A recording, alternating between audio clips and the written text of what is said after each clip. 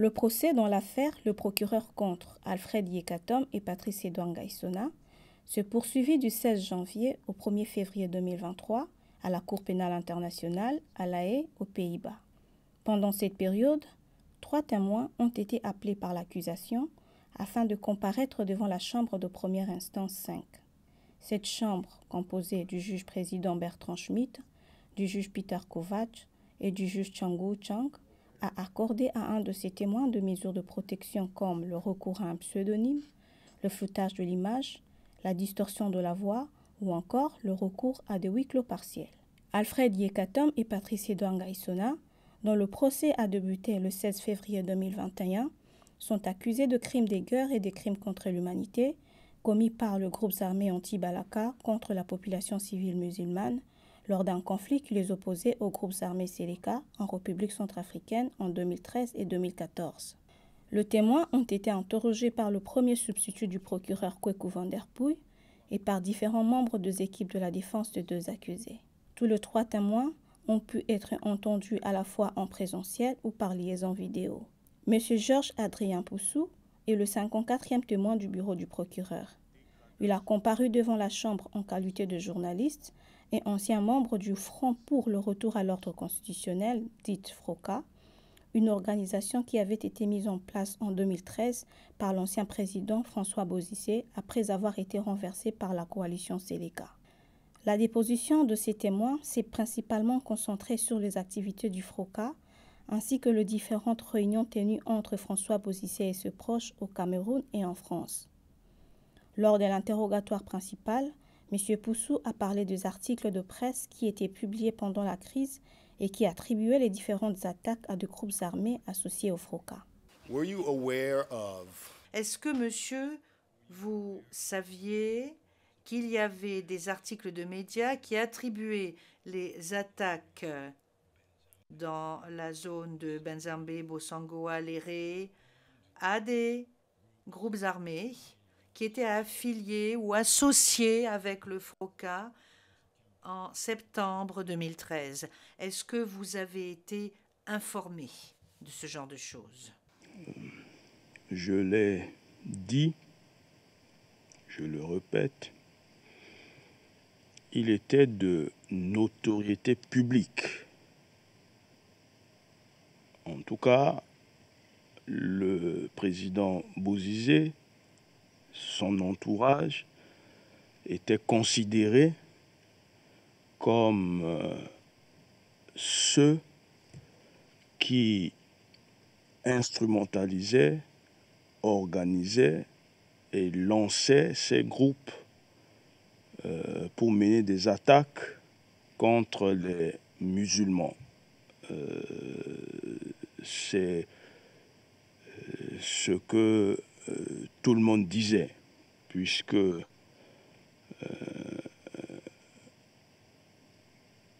quand le FROCA a été mis en place, ça transparaît d'ailleurs dans les communiqués de Maître Banou Kepa,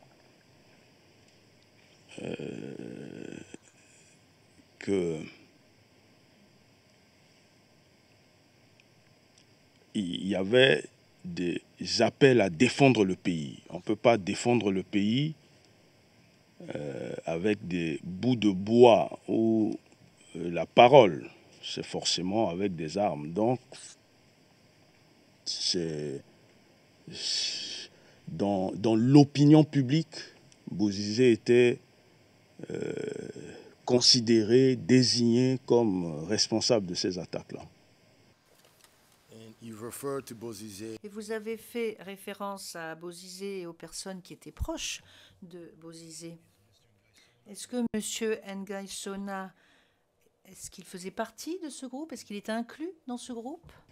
C'est un proche du président Bozizé. Il était dans le cercle restreint du président Bozizé. Lors du contre-interrogatoire mené par Maître Alexander Knops, conseil principal de la défense, et Patrice Edouard Ngaïssona, les témoins ont apporté des détails sur les réunions auxquelles il avait participé à Yaoundé et à Paris avec le partisan de l'ancien président Bozizé. Peut-être que vous pouvez dire au juge de la Chambre ce qui vous a permis d'aboutir à la conclusion suivant laquelle les proches de M. Bozizé organisaient ces miliciens anti-Balaka. J'ai participé à des réunions, notamment à Yaoundé ou à Paris, où les proches de Bozizé ont clairement laissé entendre qu'ils s'organisaient pour reprendre le pouvoir par la force.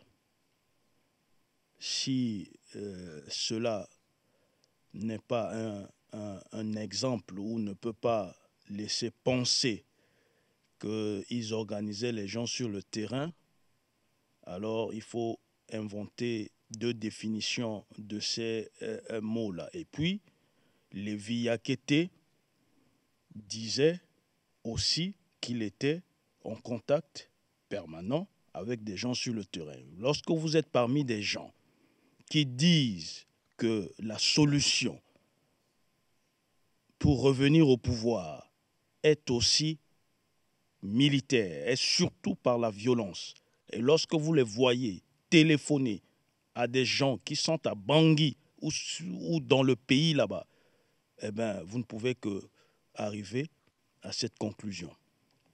Est-ce que vous vous souvenez que le 17 janvier, il s'agit de la même phase de déposition, donc page 27 du compte-rendu d'audience en temps réel en anglais, ligne 15 à 17, le procureur vous avait posé une question. Il vous a demandé qui étaient ces personnes qui étaient en train de s'organiser et qui participaient à cela. Et vous avez répondu, nous ne sommes pas entrés dans les détails parce que les détails ne m'intéressaient pas. Donc, je ne suis pas en mesure de vous dire comment cela s'est passé. Comment est-ce que vous pouvez dire à la Chambre que vous êtes si sûr que cela, que les proches de Bozizé étaient en train d'aider les éléments anti-Balaka à s'organiser dans les provinces? Et là, nous parlons de la période qui va du mois d'avril jusqu'à l'été de cette année-là. Sans entrer dans les détails pratiques, ces partisans de Bozizé, puisque c'est de lui qu'il est question, le laissaient clairement entendre. Le 55e témoin de l'accusation, M. Stéphane Dawili, a été un ancien militaire de forces armées centrafricaines dites FACA. Il a été interrogé en détail sur la formation militaire qui était prodiguée aux éléments du groupe de M. Yekatom lorsqu'ils étaient cantonnés à l'école Yamwara. Oui, on lui pose des conseils, on les forme en DIH, c'est du droit international humanitaire, et on lui montre, comment on fait s'ils sont sur le champ de bataille, en respectant le droit international humanitaire et des différentes formations, soit en ordre de série et en tactique. Qui participait parmi les dirigeants, les chefs, comme Yekatom, Bainan, Wanjo, qui participait aux formations qui étaient prodiguées aux éléments? Tous les chefs qui se sont à l'aise, il n'y a pas un instructeur fixe. Si vous êtes calé ou à l'aise à cette,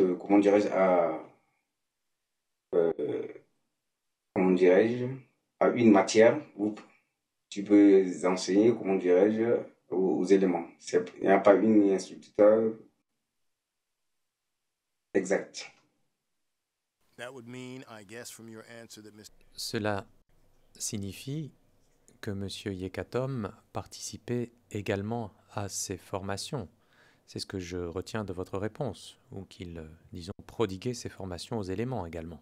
C'est lui le chef. C'est lui le chef. Encore de nom, il peut seulement désigner et les éléments font leur boulot. Par la suite, M. Dawili a été contre-interrogé par Maître Guyo Suzuki pour le compte de la défense d'Alfred Yekatom. Mr. Dawili, you speak about Monsieur Dawili, vous parlez des représailles de la Seleka le 5 décembre et vous mentionnez le fait que les Seleka sont entrés dans l'hôpital. Alors voici quelle est ma question. Est-ce que vous faites référence à l'attaque contre l'hôpital de l'Amitié? Les Seleka sont entrés et ont tué des civils le 5 décembre?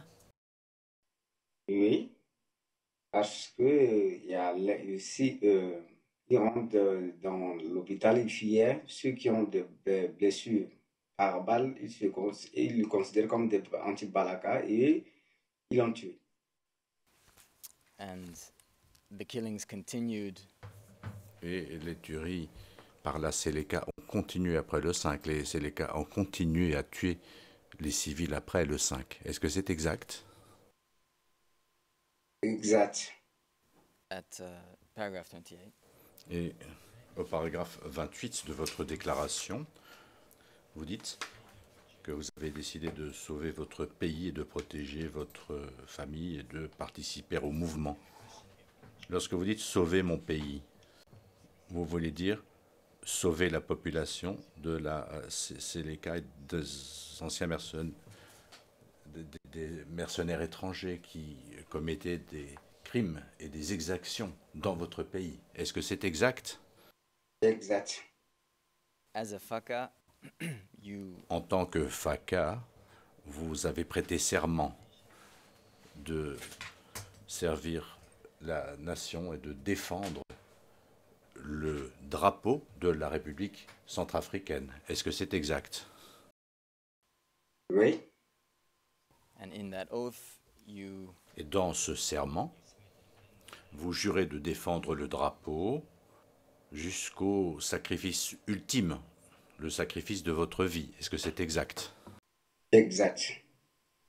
Le 56e témoin de l'accusation, sous le pseudonyme P1786, a été membre du groupe anti-Balaka de M. Yekatom. Durant 2 jours d'audience, le témoin a successivement répondu aux questions de l'accusation et de la défense portant sur les activités du groupe de M. Yekatom à l'école Yamwara, à Bimbo et à Mbaïki. Face au bureau du procureur, le témoin a parlé de la structure et de l'organisation des anti-Balaka sous le commandement de M. Yekatom. At the time that you were in the group, Lorsque vous étiez au sein du groupe, vous dites au paragraphe 26 qu'il y avait une structure hiérarchique. Il y avait Habib Beina, Aristide Beina, Momo Kama, Cœur de Lion et bien entendu M. Yekatom, qui faisait partie du commandement. Savez-vous qui commandait les compagnies et les sections? Est-ce que vous vous souvenez par hasard du nom de ces personnes? je vous remercie. Cœur de Lion était, non, précise surtout, Yekatom était le chef suprême. Son adjoint était Cœur de Lion. Je ne connais pas le poste de Momo Kama parce que Momo Kama et Yekatom, ils se déplaçaient avec Yekatom, ils se déplaçaient ensemble. Et je restais souvent à la base avec Cœur de Lion. Au niveau des sections, les sections étaient dirigées par les militaires. Les militaires étaient les chefs de section. Chaque militaire avait une section sous lui. Il n'avait pas de commandant de compagnie.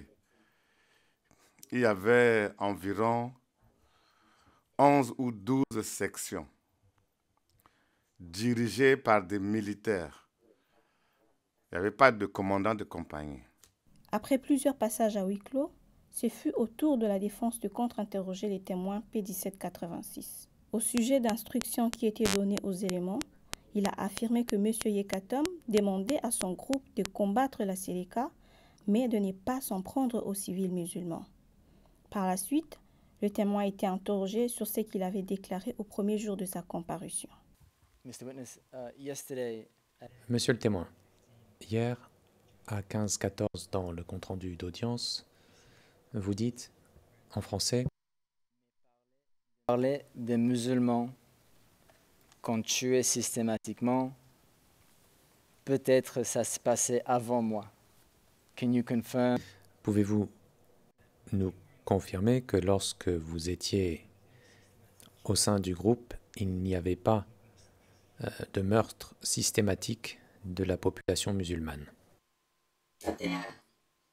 Oui, c'est exact. Thank you, Mr. Witness.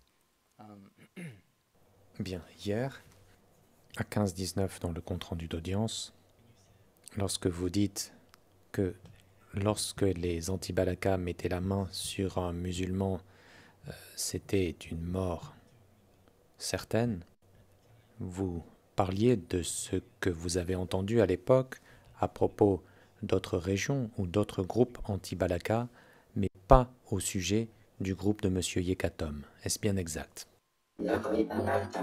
Depuis que j'ai rejoint le groupe de Yekatom, je n'ai jamais vu de tels comportements. Est-ce qu'ils se sont comportés comme ça avant que je n'arrive ou en dehors de l'école Yamouara? Je ne saurais vous le dire.